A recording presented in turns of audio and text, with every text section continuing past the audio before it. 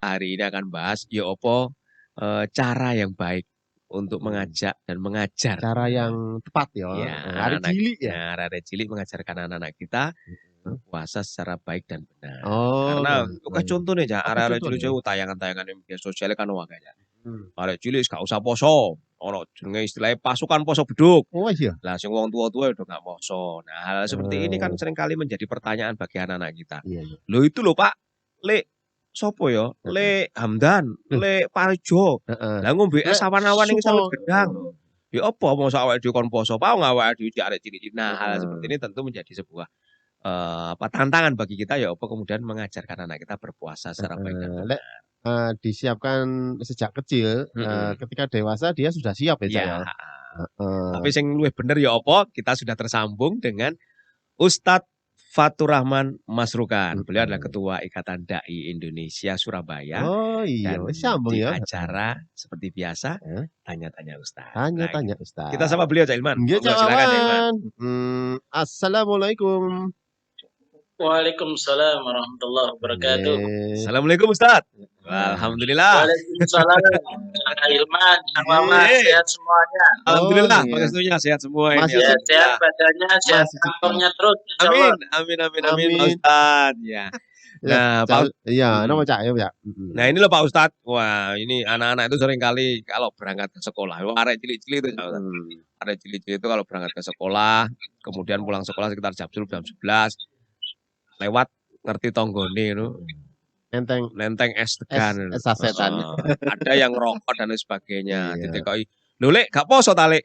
Lho lah apa poso wis tau rek, Oh, santai iya. ae. Poso kan sok tahun ngarep yo iso, saiki gak usah gak apa-apa. Lah, ini kan tentu menjadi pertanyaan bagi kita. Kita sudah Iya. mencoba mengajarkan yang benar, tapi terkadang lingkungan tidak memberikan atau contoh-contoh yang baik. Nah, bagaimana ini Pak Ustadz menyikapi hal seperti ini? Monggo silakan Pak Ustadz. Iya. Bismillah, walhamdulillah, wassalatu wassalamu ala rasulillah. Tema kita adalah bagaimana mendidik anak kita supaya berpuasa. Iya. Kita ini kan hidup di zaman yang memang sekarang banyak ujian ya dari Iya. orang tua ya. Iya, betul. Jadi hendaknya orang tua tetap yang bertanggung jawab dari sisi pendidikan ya orang tua. Jangan disalahkan sekolahnya ya. Nah, iya. Sekolahnya guru nih. Sampai gak iso gitu. Iya. Bahkan kadang kalau sudah rusak baru diserahkan pesantren. Nah. Pesantren jadi bengkelnya gitu ya. Iya. Jadi bengkelnya enggak dari awal, dari awal pesantren. Pesantren itu kalau udah rusak gitu. Nah, ini anak-anak kita ini bagaimana nih kaitannya dengan puasa? Pada zaman Rasulullah itu memang salah satu dari kebiasaan orang tua itu adalah nusawwim. Nusawwim itu adalah bikin anak-anak bisa berpuasa bersama mereka. Ya. Jadi kalau nangis gitu ya, kalau nangis mereka dikasih mainan. Zaman sekarang konteksnya karena zaman kita sekarang berbeda dengan zaman dulu. Ya. Mungkin teladan dari orang tua. Orang tua itu yang melibatkan paman, Pak Ade dan sebagainya. Jadi Pak Li yang ngerokok, Pak Ade ini ngombe es, ya. Itu kan gak iso dipaksa ngomong tua, masuk dipaksa gak iso ya. Ya, so ya ditanggung dewe ngono lah. Ya. Jadi menghimbau anakku itu lagi poso rek, sampai anak kepengen poso pen ora ya terserah itu tanggung jawab sampean dusone sampean. Tapi mbok yo nek ngombe es iku yo ndelik aja ketok wong gitu loh. Iya. Ya itu urusan kamu dengan Allah kan, adapun kita hanya memberi nasihat. Sehingga penting tadi kata Wawan ya, kalau lingkungan tidak mendukung, anak itu ya ngelihat. Bahkan satu keluarga, satu rumah itu kadang kan sing paling cilik gak poso. Wong TK, biasa TK gak poso. Ngombe glegek-glegek ngono iku ya. Diingeti ngono ya langsung ngiler gitu ya Allah. Jadi memang lingkungan itu sangat penting. Bagaimana anak itu didik di lingkungan yang baik. Makanya nanti kalau misalnya ada tetangganya siapa yang mendemonstrasikan tidak berpuasa atau mungkin mereka itu non muslim gitu ya. Non muslim atau siapapun mereka itu dikondisikan. Mohon maaf Mas, anak saya lagi latihan puasa nih. Kemarin ngelihat Mas BS itu kemecer gitu. Rasanya itu kayak ya Allah gitu ya. Malah tambah tersiksa. Memang yang namanya manusia itu kalau ngelihat kalau lagi menderita, lihat yang senang-senang itu tambah menderita. Apalagi anak-anak ya Ustaz ya. Iya, bagi anak-anak itu. Kemudian yang kedua, umur berapa kira-kira yang ideal poso maghrib? Kalau poso duhur itu mungkin TK dilatih poso duhur lah. Poso duhur lah jadi gak poso tapi ya latihan. Umur berapa anak itu dipaksa? Dipaksa ya Ustaz ya? Dipaksa ya. Dipaksa. Tentunya kalau dia sudah berumur balik karena tanggung jawabnya sudah sendiri ya. Artinya betul-betul dikerengi gitu loh, dikerengi tahu nggih? Ya, dikerasi. Pokoknya kamu poso kamu iya tetapi kira-kira umur berapa Cak Ilman? Umur balik sekarang ini sudah ngipi. Anak-anak sing wis ngipi, wis haid itu kira-kira berapa itu ada survei enggak? Kira-kira itu perlu ya. Jadi sudah haid berarti sudah wajib. Balik. Wajib. Sudah ngimpi tahu ya Mas ngimpi basah ya. Ngimpi basah berarti sudah balik. Latihannya para ulama itu yang menjelang itu. Ya, kalau dulu itu kan 15 tahun baru balik. Kalau sekarang itu sudah maju kayaknya. SMP itu sudah. Maka mungkin sejak 9-10 tahun menjelang balik itu dilatih ya 9-10 tahun dilatih untuk berpuasa 1 hari. Kalau nangis dikasih apa ya harapan. Kamu kalau bisa 1 hari selesai tak beliin sepeda. Iya. Gitu kan. Kalau 30 hari selesai, tak beliin sepatu bulan misalnya kayak gitu. Jadi gitu ya. dipancing ya Ustaz ya. Nanti dimotivasi. Genap 1 bulan rumahnya penuh dengan barang nanti. Biasanya anak-anak itu senengnya macam-macam. Nah anak saya itu kalau 1 bulan selesai beliin drone ya gitu. Iya. Lebih modern. Kita nyari drone. Nah, kita nyari drone sama-sama gitu kan. Kalau nggak ketemu drone ya alhamdulillah. So drone. Tapi sekarang lagi banyak diminati itu chip. Kalau saya puasa sampai maghrib saya minta dibelikan chip. Wah, wis gak bener. Iya mainan game online itu, Cak. Game online Ustaz, supaya iso level berikutnya. Tapi sing mendidik lah. Tembak-tembakan itu Ustaz. Iya. Iya. Gen Z namanya, generasi Z. Oh iya. Nah, Ustaz tentu ini juga menjadi sebuah tanggung jawab juga ya bagi orang tua untuk bagaimana puasa itu yang diajarkan tidak hanya sekedar menahan lapar dan dahaga, tetapi juga bagaimana meningkatkan kualitas ibadahnya, bagaimana kemudian juga berlatih sabar dan lain sebagainya. Tentu ini juga menjadi sebuah tantangan yang berat juga bagi orang tua ya Ustaz ya untuk nantinya anak juga bisa menerapkan hal seperti ini Ustaz. Betul. Memang paket lengkap ya, tidak hanya lapar puasa, tapi emosinya dan lain sebagainya. Yang paling penting itu adalah anak-anak ya, kalau misalnya mereka nangis dan lain sebagainya, ojo dimarahi sekali lagi. Karena memang mereka ya manusia kan, lapar gitu, perih gitu perutnya ya. Sabar ya nak, ya nanti kita jalan-jalan habis maghrib ke Masjid Al-Akbar. Ngabuburit ya Ustaz ya. Gitu. Ini ada pertanyaan Ustaz ya, yang dikirim oleh Dian ya di Surabaya. Pertanyaannya adalah, Assalamualaikum Ustaz. Saya mempunyai anak usia 3,5 tahun.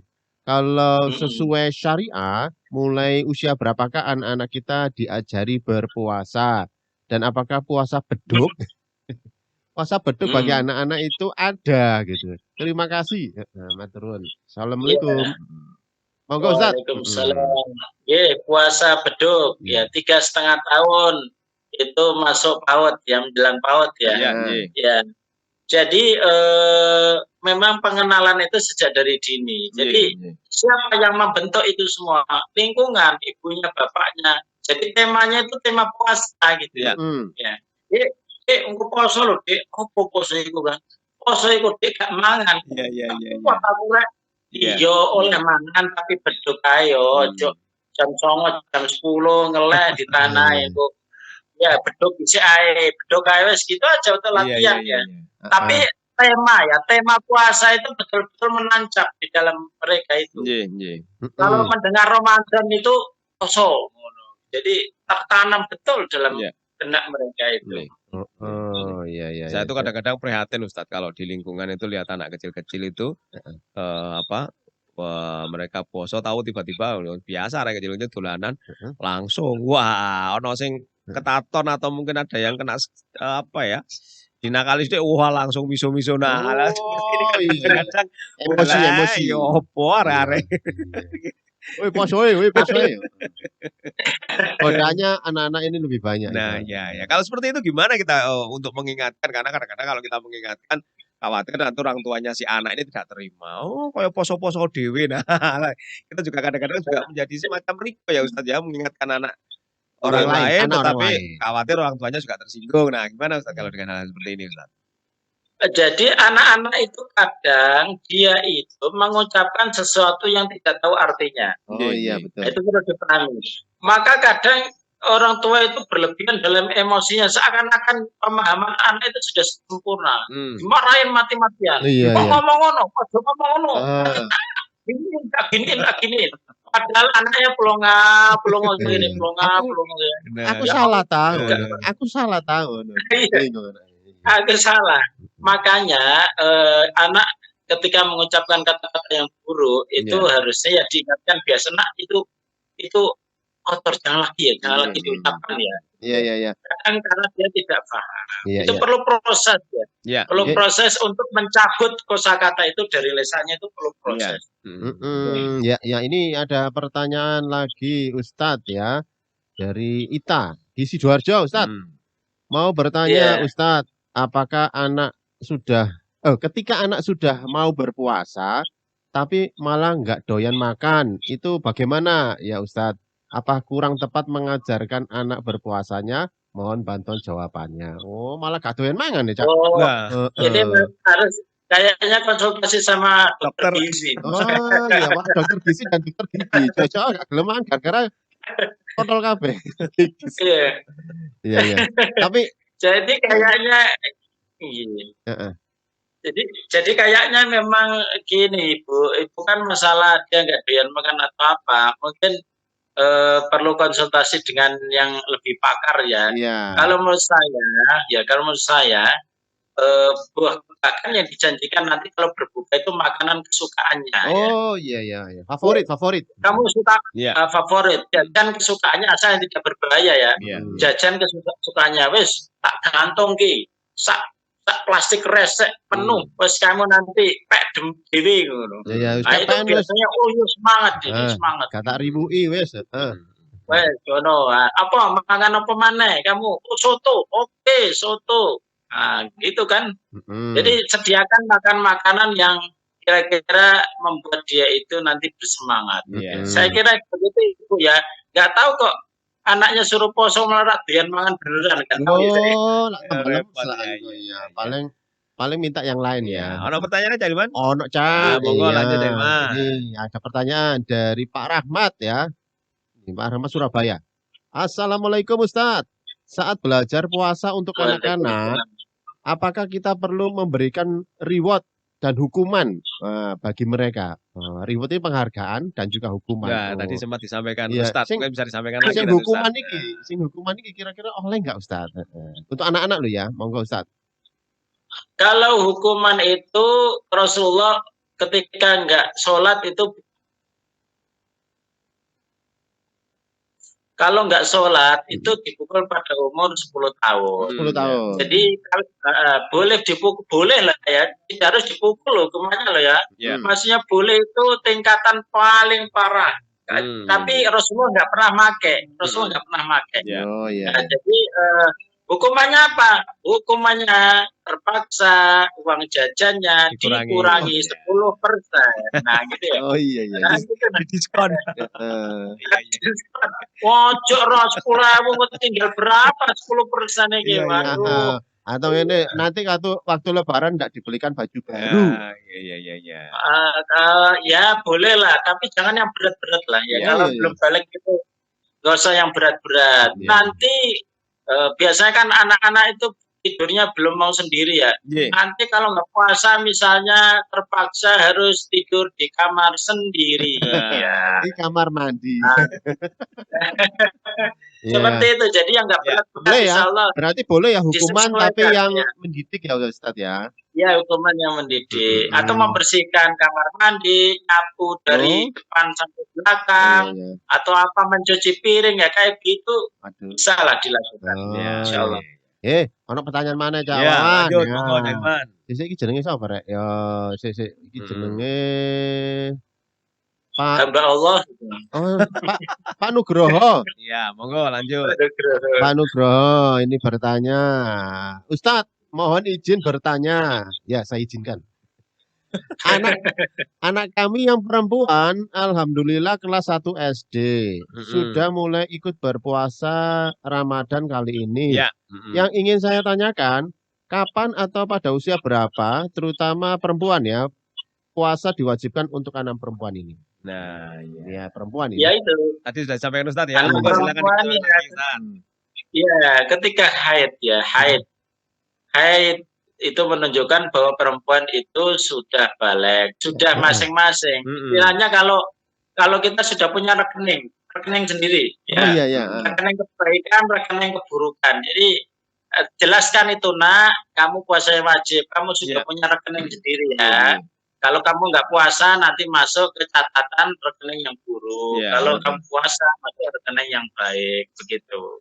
Jadi anak perempuan memang harus lebih bisa ya cara untuk membujuknya ya, karena bagaimanapun perempuan itu lebih lembut, usahakan anaknya itu diajari yang baik tentang kelembutan ya. Cara pembahasannya pun harus beda. Kalau anak laki-laki mah lebih bebas. Contohnya awake dhewe iki. Ya, Ustadz ini juga saya ada titipan pertanyaan ini. Jadi gini ya Ustadz. Kadang orang juga memandang bahwa segala sesuatu yang dilakukan di bulan puasa itu merupakan suatu hal yang wajib. Misal sholat taraweh. Nah ini ada seorang teman, ini anaknya ini suatu saat ini tidak bisa taraweh karena memang kondisinya kurang sehat. Nah gitu, kurang sehat nggak mungkin taraweh. Ini nangis Ustadz karena khawatir dosa, karena memahami bahwa taraweh ini adalah sesuatu yang wajib, padahal sebenarnya kan taraweh ini bagian dari sunnah. Nah tentu hal seperti ini bagaimana kemudian kita mengkomunikasikan dengan anak kita kalau sudah kaitan dengan nilai-nilai ibadah antara wajib ataupun sunnah ini, Ustaz? Monggo silakan Ustaz. Iya, luar biasa ya anak kayak gitu. Kalau menurut saya itu sukses sebenarnya orang tua. Jadi dia itu bisa membuat anak-anak ini takut meninggalkan sholat tarawih padahal sunnah. Ya, sunnah aja takut apalagi yang wajib kan. Ini orang tuanya kayak perlu dikasih hadiah ini. Nanti saya. Kalau kita bahkan ngajak anak itu kadang sholat wajib kayak mau main. Lagi asik ini main game. Iya, jadi dijelaskan aja, nak, kalau memang badanmu pusing, badanmu panas, demam, itu nggak usah pergi ke masjid, terawih di rumah aja. Mama nggak apa-apa, mama gendong nggak apa-apa, digendong, nanti dia sediakan kursi, begitu suruh duduk, nak kamu boleh sholat sambil duduk, nggak apa-apa. Jadi nggak masalah ya, nggak masalah. Justru saya ini bangga kalau ada anak kok bisa sangat kuat sekali ya ketika ada ibadah gitu. Dia kok merasa bahwa takut gitu nanti kena dosa. Nah, ini luar biasa. Luar biasa. Ini saya memprediksi bahwa lingkungannya sangat mendukung Ustaz. Mungkin sekolahnya juga sangat mendukung, lingkungan keluarganya dan lingkungan, jadi anak ikatannya sangat kuat dengan ibadah-ibadah ini akhirnya Ustaz. Nah ini faktor sekolah ini yang minta tanda tangan dari imam sama penceramah. Sampai betul-betul sampai kayak acungi dinteni. jempol. Iya. Tapi sekarang kok jarang ya, saya jadi imam kok jarang sekali diminta ya. Oh, Ini sekolahnya iya. gimana ini? Online Ustaz, cukup memfoto di tempat lokasi. Ya, pokoknya Pak. Iya. Tanya lagi, silakan. Saya mau tanya, kalau anak-anak berpuasa itu pahalanya ikut siapa ya, Ustaz? Pahalanya ikut orang tuanya atau tabungan anaknya? Ya, rekening itu kan belum dibikin kalau belum balik ya. Iya. Tentu ke orang tuanya dalam hal pendidikan, ya pendidikan. Iya.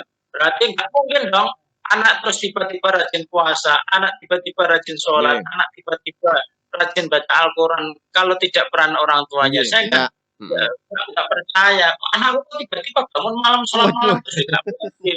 Iya. Itu perlu pembiasaan yang lama ya, pembiasaan yang lama. Iya. Berarti orang tuanya mendapatkan barokahnya gitu ya dari anak yang berpuasa. Oh iya. Kalau idealnya seperti apa ya Ustadz ya? Idealnya untuk mengajar anak hingga dia benar-benar bisa memahami bahwa hakikat puasa ini adalah seperti ini dan sebagainya gitu Ustadz. Diajak ngobrol. Gitu ya Ustadz ya. Kita itu karena sering megang HP itu nggak sering ngobrol sama anak saya. Oh iya, pantas ya. Ngumpul sama anaknya, ngumpul sama anggota WA-nya, ayahnya ngumpul sama anggota kantornya. Iya. Benar. Ngobrol, sering aja ngobrol. Itu ya Ustaz ya. Main logika, cari logika ibadah. Iya. Jadi ini menjadi semacam pendidikan awal ya Ustadz ya, ngobrol ini ya, bagaimana kemudian membangun sebuah kesadaran menjalankan ibadah puasa secara baik dan benar. Iya. Nah, sejauh ini orang tua yang mungkin sibuk dengan pekerja gitu ya, atau tidak di rumah gitu ya, itu sangat berpengaruh nggak Ustadz ketika mereka meninggalkan anak-anaknya berpuasa ya dalam hal ini untuk diawasi gitu ya. Wah ternyata di tengah hari itu ternyata mokel gitu ya. Kemudian ternyata di luar rumah ternyata mokel gitu ya. Gimana Ustadz? Iya. Ya kejujuran ya gitu. Saya ingin menyampaikan kepada orang tua, khususnya yang jauh dari anaknya. Gara-gara pekerjaan itu kadang meninggalkan anaknya setahun, 2 tahun, 3 tahun, 5 tahun, 6 tahun, pulang-pulang anaknya itu keseringos. Oh iya. Pangling. Pangling ini ayahku apa guys sebenarnya. Saya sarankan supaya orang tua itu dekat dengan anaknya, bapak dekat dengan anaknya, ibu dengan anaknya. Walaupun gaji pas-pasan, hidup bersama. Karena tanggung jawab itu tanggung jawab orang tua, bukan tanggung jawab sekolahan gitu. Jadi jangan biasakan orang tua itu jauh dari anaknya. Penuhi kasih sayang full. Kadang mereka itu menjadi beringas karena mereka kurang kasih sayang.